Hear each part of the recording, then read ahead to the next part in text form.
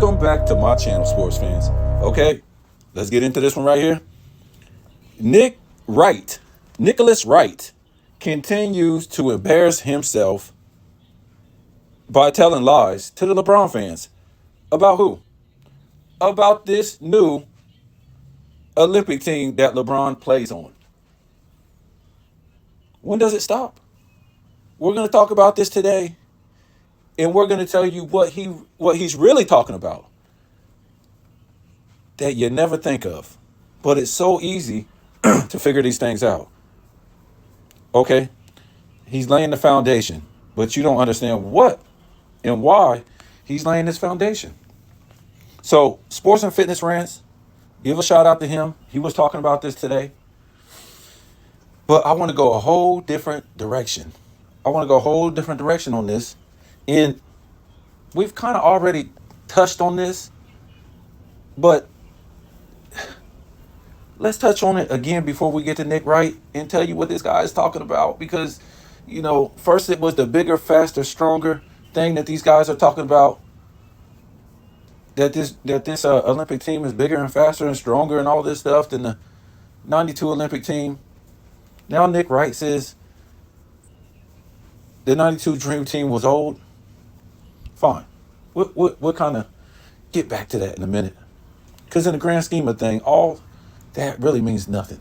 So let's look at this real quick and how it got to this point of LeBron, KD, Curry, Joel Embiid, AD, these type of guys having to play on this Olympic team. Well, we got smoked in the FIBA last summer. And you had guys on this team like, who was it? Josh Hart, Halliburton, Austin Reeves, Jaren Jackson, Anthony Edwards, the next Michael Jordan, Jalen Brunson. Who is this guy? Mikal Bridges, Paolo Banchero. So these guys didn't even get a medal. And before we talk about this, let's understand that most of these international teams will have one NBA star on them. And when I talk about a star, a superstar, I'm talking about like maybe Greek Freak playing for the Greece team, maybe Luka playing for his home team, maybe Joker playing for his home team. Yes, there might be a couple more, bench players on that team from the NBA or, just NBA players. But no team out there has more help than the United States basketball team. Superstars all over. 2, 3, 4. Jalen Brunson is a superstar. Paolo Banchero is a superstar. Brandon Ingram is a good player. Anthony Edwards is a superstar. Let me see. Bobby Portis is a good role player. So let's stop right there.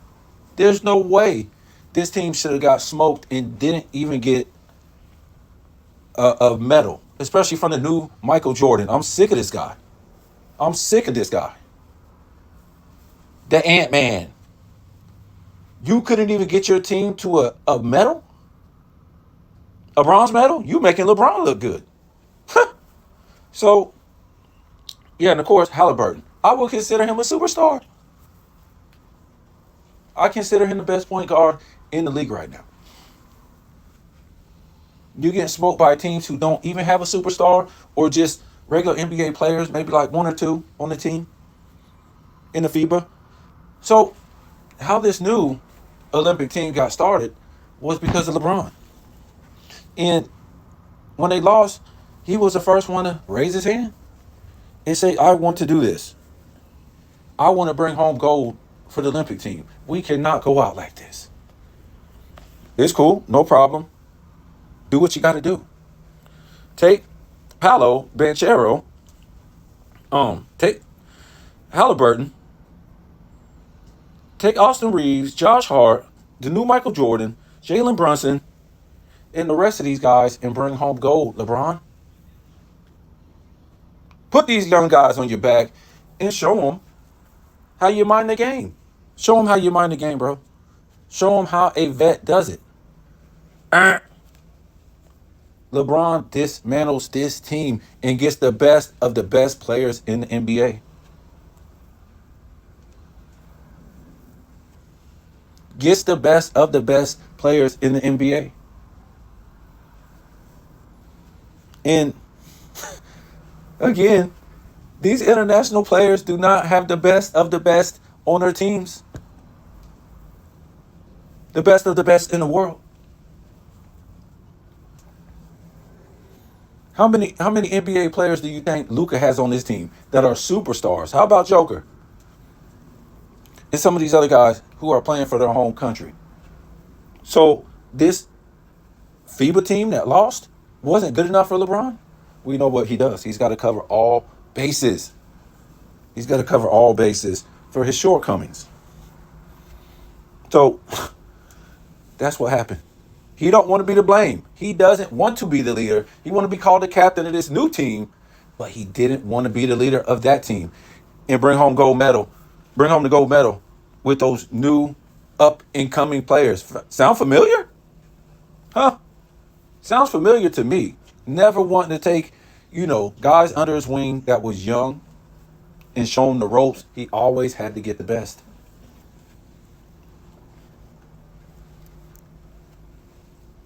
And he would still lose. Look at the FIBA, 04 Olympics, 06 FIBA. And we know he couldn't win until Kobe stepped on the scene. We know that, right? We now know that. If Kobe would have never jumped on that team, and Kobe, he didn't want to do it. I don't think he wanted to do it. Because this whole new thing was about LeBron. And LeBron was steady getting smoked. And everybody had kicked dirt on his name. So he was kind of hesitant to do it.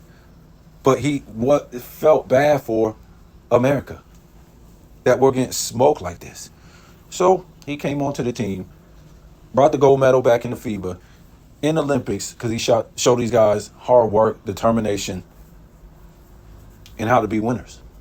Kevin Durant would eventually get on those teams too, and sometimes we barely won. We barely beat Spain. Kobe hit some dagger shots, made some key assists, and we barely beat Spain. Now, Kevin Durant won without Kobe Bryant or LeBron James. Put a team on his back and won. Has LeBron did that yet? No, sir. And he could have did it with this latest team, but he dismantled that team.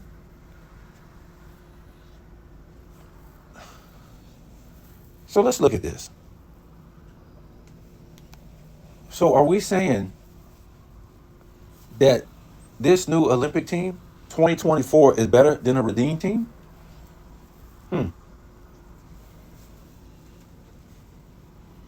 Are we saying that?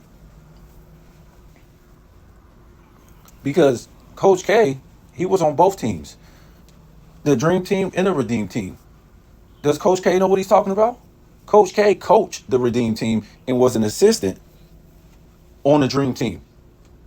He says that there's no way that redeemed team could beat that dream team.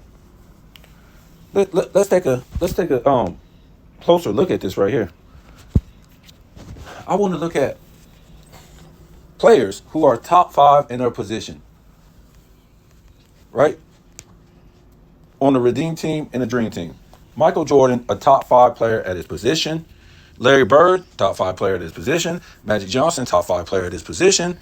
You guys be the judge on, who is it? Clyde Drexler? I've seen a lot of websites that got him in the top 5, top 6. So that's going to be on you. And I'm going on, I done looked at mad websites, ESPN, Clutch Points, a whole bunch of these. And this is where I'm getting this information from. John Stockton, top 5 player for the most part. Scottie Pippen, not a top 5 player at his position. A great player at his position, but at small forward, he doesn't come in there with the Elgin Baylors and the Larry Birds, the LeBron James. There's many more. I got to move on. And then you had Karl Malone and you had Charles Barkley. Definitely top 5 players at their position at the power forward. So you look at that, the Redeem team. Don't beat me up. I'm just going by what they say. And I think it's pretty accurate. LeBron James, top 5 at his position. Other players on this team, Dwayne Wade, top 5 at his position. And then you have Kobe Bryant, top 5 at his position.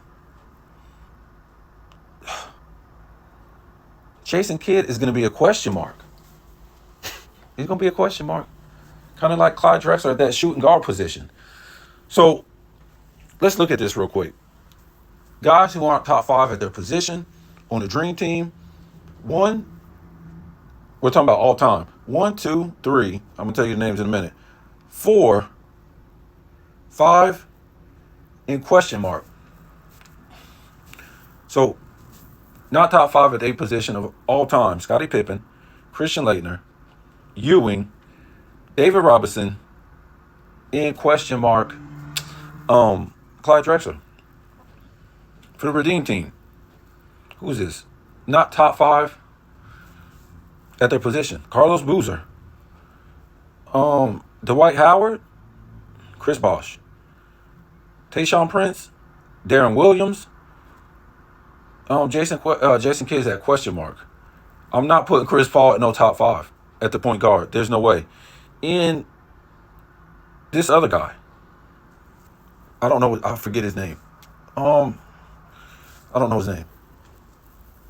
So you got mad guys, more guys on the Redeem team who would not. I think it was like, what is it? 1, 2, 3, 4, 5, 6, 7, 8, 9 guys on the Redeem team who's not top 5 all time at their position.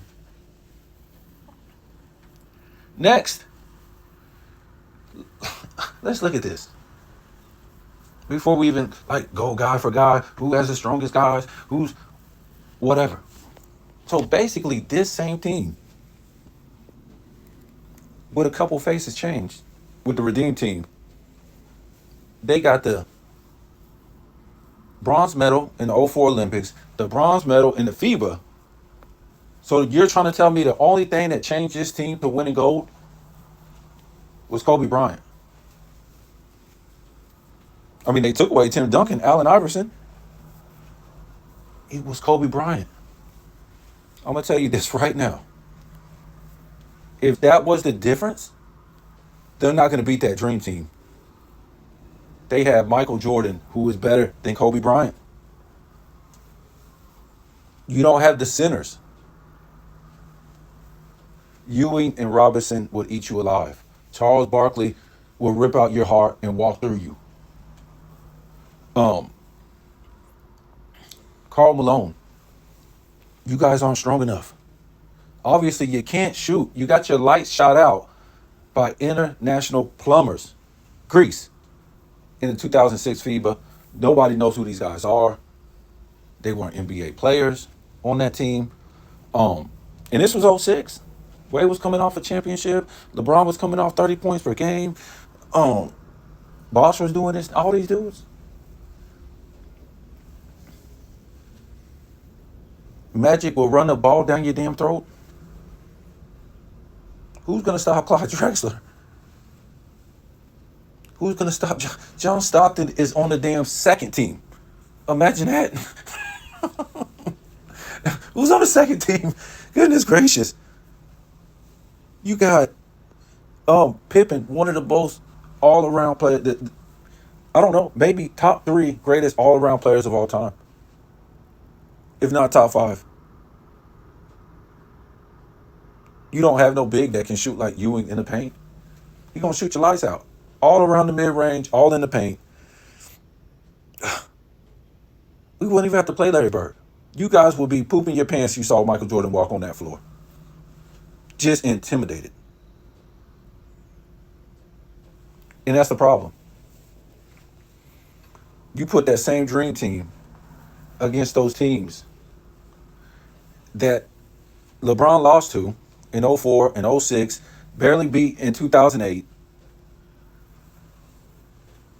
and you walk that dream team on the court, the opponents would just be like, "Oh my God, that's Michael Jordan, that's Magic Johnson, that's Larry Bird, that's John Stockton, that's Scottie Pippen, that's Ewing, that's Barkley and Malone."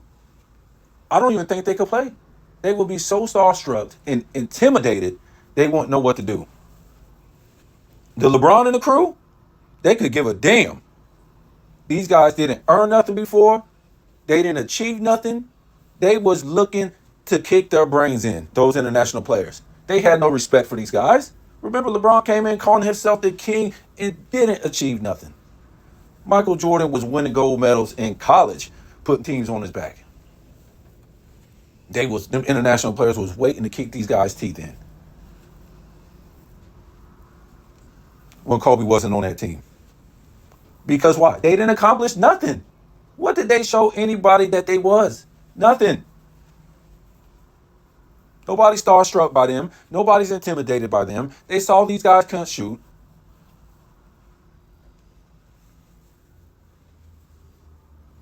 So let's look at this. So what's going on with Nick Wright? Why is he talking all this stuff? You know, KD's like 36, Curry's like 36, LeBron's 40. His team's old. Joel Embiid, might as well say he's old. Tatum's a choker. Booker, Halliburton, this fake Michael Jordan. AD's always hurt.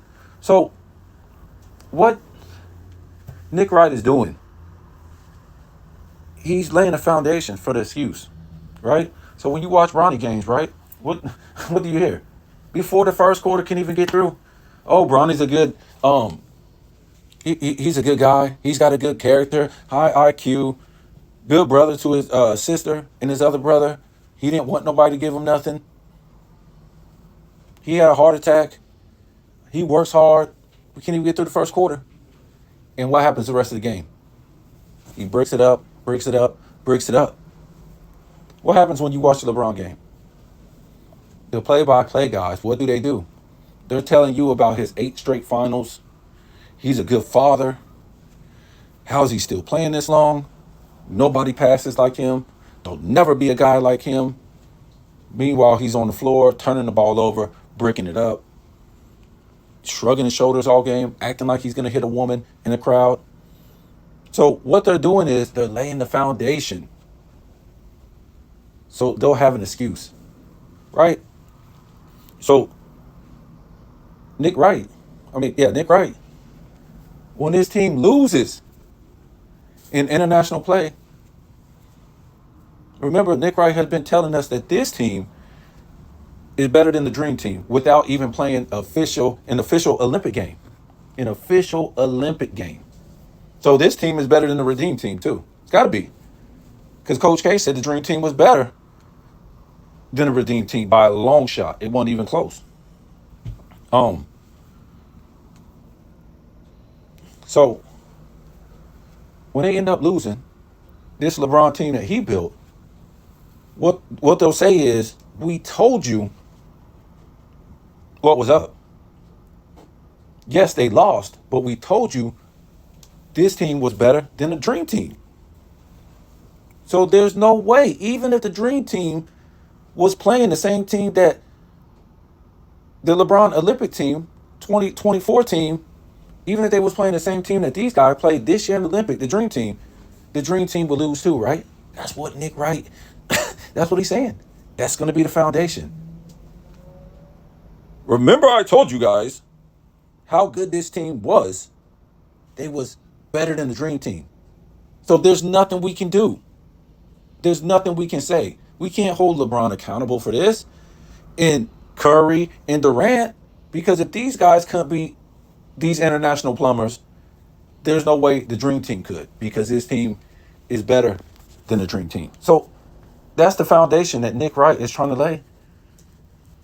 A foundation of lies and excuses That's basically LeBron's career in a nutshell.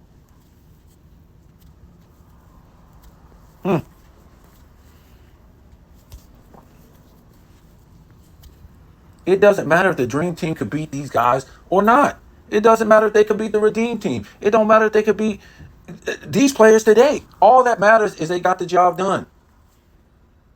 All that matters is the next dream team got the job done.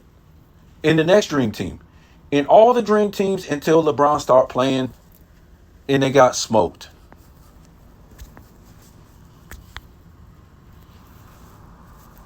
And then they said international plumbers caught up to him. Manu Ginobili, a role player in his Argentinians, caught up with you?